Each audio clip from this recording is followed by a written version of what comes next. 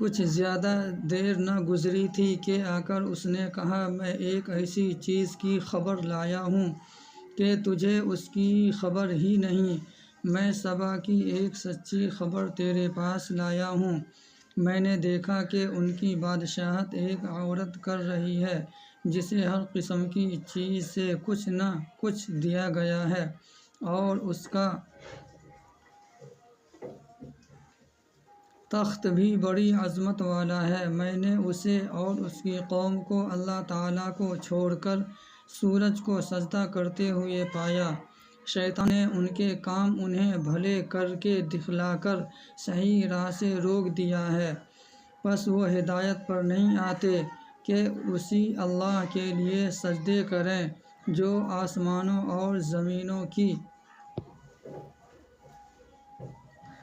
پوشیدہ چیزوں کو باہر نکالتا ہے، اور جو کچھ تم چھپاتے ہو اور ظاہر کرتے ہو وہ سب کچھ جانتا ہے۔ اس کے سوا کوئی معبود برحق نہیں، وہی عظمت والے عرش کا مالک ہے۔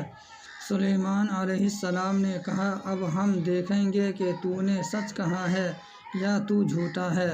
میرے اس خط کو لے جا کر انہیں دے دے، پھر ان کے پاس سے ہٹ آ اور دیکھ کہ وہ کیا جواب دیتے ہیں۔